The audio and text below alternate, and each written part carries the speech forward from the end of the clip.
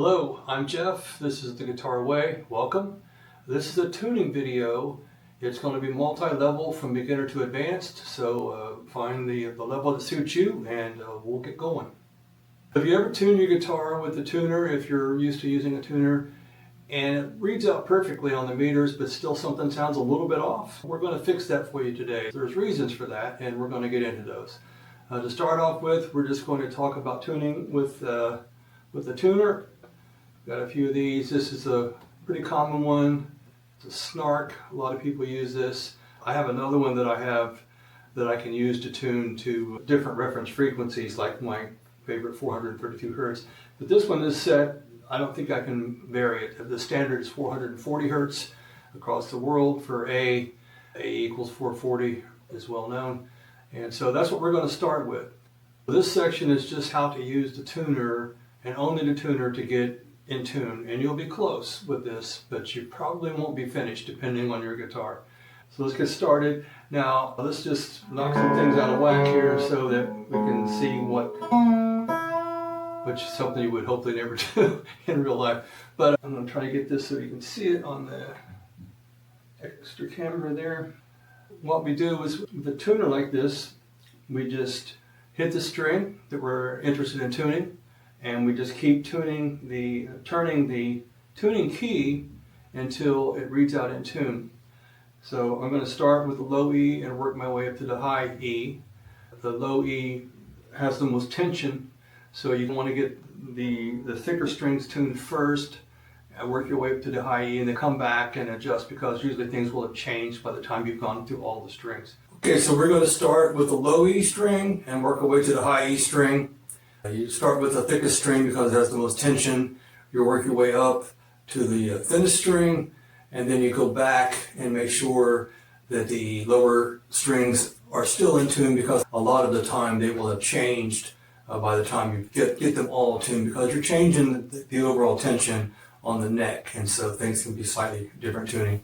We're just going to work our way straight through. Now I've got them all knocked out of tune, as you saw earlier. This is reading out as an F. We want it to be an E. I've got to loosen the string. I've got to use the tuning key to drop down. And you can see the indicator there. Okay, that's close. Now here's another tip that's very important, is you always want to tune up at the end. You don't want to just come down to it, say, okay, there you go, now you're in tune. You want to be sure to go a little bit underneath and then come back up. That locks in the string so that it's not going to go more out of tune. You always want to come up to the final tune, because that helps to lock in the string. All right, moving on to the A string. We can see when I hit this, it's reading out as G sharp. You see the G and then the little hashtag or pound symbol, that means sharp. So that's not good enough. We need to go up a half step or so to get this to A. It should be A. And this one we came up to, so we're good. We don't have to go back underneath it. It can go a little bit above. You can see when it's dead in tune, it's just one color. And if it's flat, it's going to show you a few more yellow. And you can see if it's sharp, it goes up a little bit above that. And it can change quite a lot just sitting here, because again, the tension of the neck changes as you go. So the next one should be a D. Looks like it's a C sharp again. Now overshot a little bit. See, I went a little bit past it. So now I'm going to come down below it and then back up to it.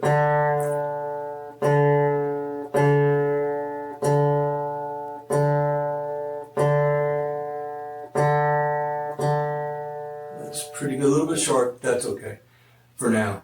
And now we're going to move on to the next string, which is G. If you haven't learned the names of the strings, you should learn the names of all the open strings across. It's E, A, D, G, B, E. There's a mnemonic that people use. It's silly, but it's easy to remember. It's Eddie, 8, Dynamite, Goodbye, Eddie.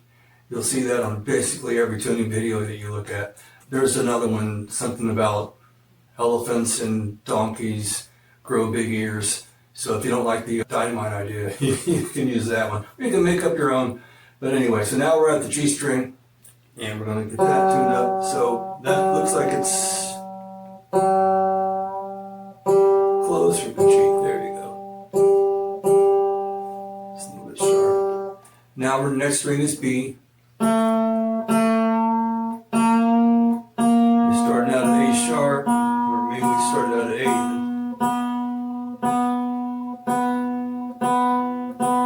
Alright, and that gets us to the highest string, which is E. Alright, so that's already a little bit sharp. I'm going to come back down underneath it. Now we're at D sharp, and we're going to go back up. Alright, that's pretty much there. So now we're going to go back through all the strings and just fine tune them a little bit with the tuner. So it's a little bit flat. There we go. Also a little bit flat. E, A, D is next. Pretty good. I'm going to go to G. A little bit flat. Alright. Now we're going to go to B. A little bit sharp. I'm going to go down below it and back up to it. Pretty good. Now E. E looks good. So technically you can see that all of those are pretty much bang on with the tuner. So when I play a chord, it should be perfectly in tune. So let's give it a shot. I'm going to play a G chord.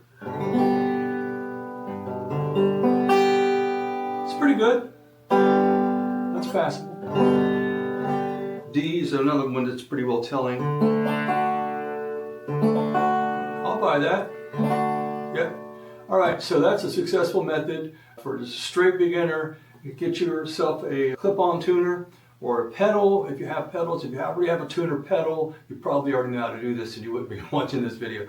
But so clip-on tuners are really good because they just go on the vibration of the guitar. If you're playing on stage with a band or something like that, you might have a pedal because that's pretty reliable, but if you have something like this, especially in acoustic guitars, you're more likely to have a clip-on tuner, and it just goes off the vibration of the guitar. If you're plugged in to an amp and that kind of stuff, but you don't want the audience to hear you tuning up, you can just tune the guitar all the way down.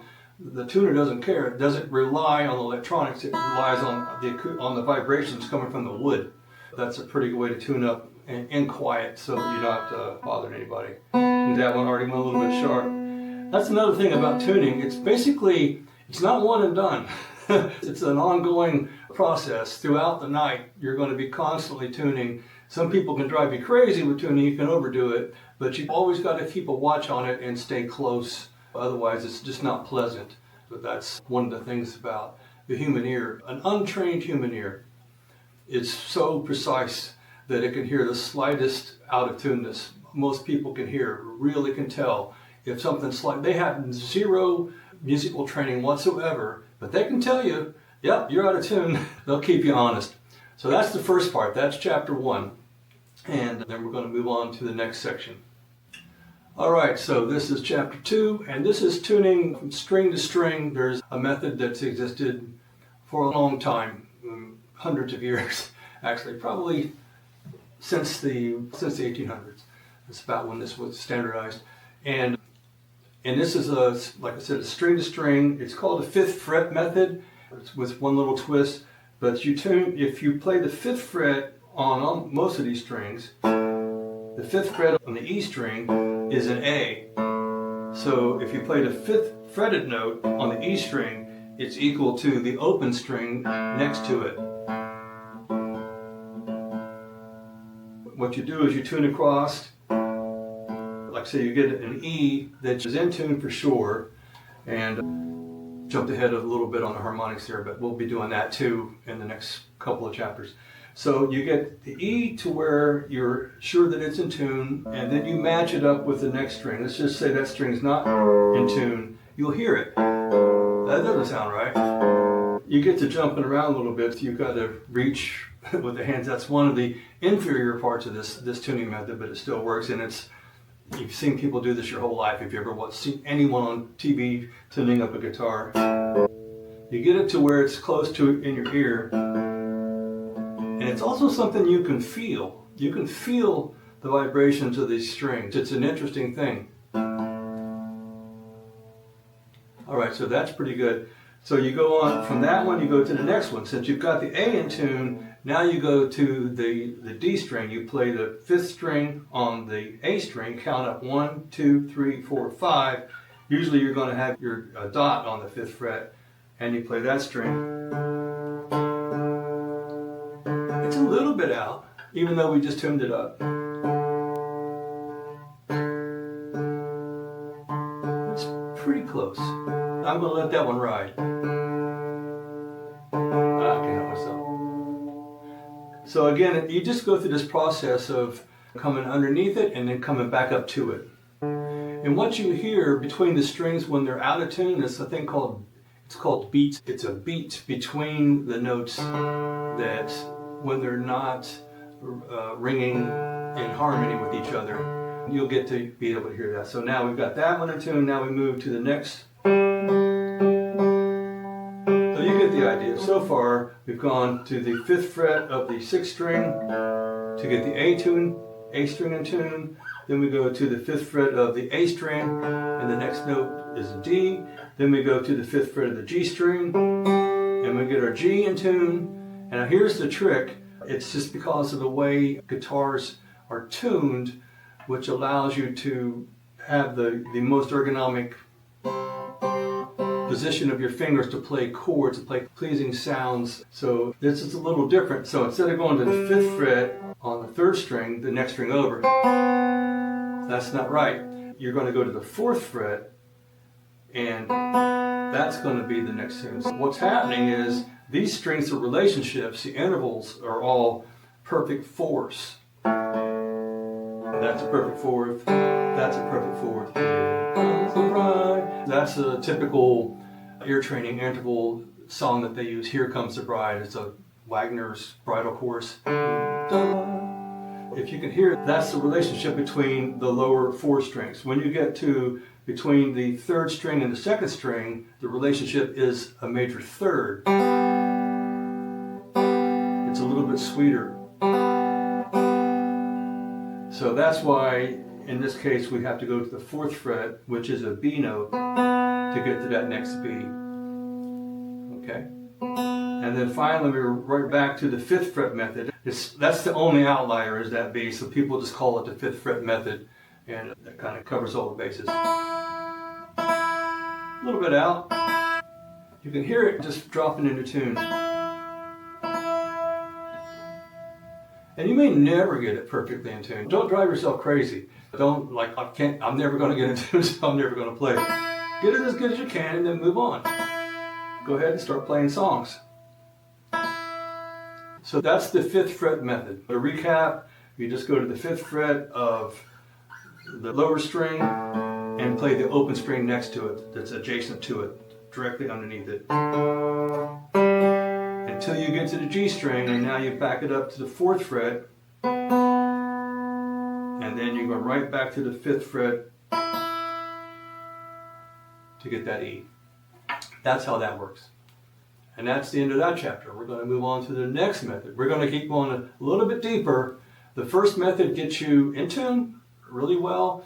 And this method, the second method, the 5th fret method, is just another way to ensure that you're in tune. And if something, you tune up all the way with the tuner and it doesn't sound quite right, that's very common because the guitars themselves have their own little idiosyncrasies. Your guitar, your intonation could be slightly out, and so you need to really tune the instrument to itself.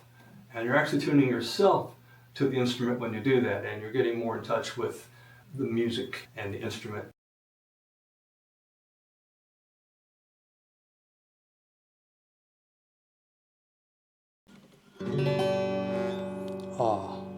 Now we're in tune. But if you really want to fine-tune your guitar, there is another level. And that's what we're going to talk about in part 2 of this tuning series. So please like and subscribe so you don't miss it, and I'll see you in the next one.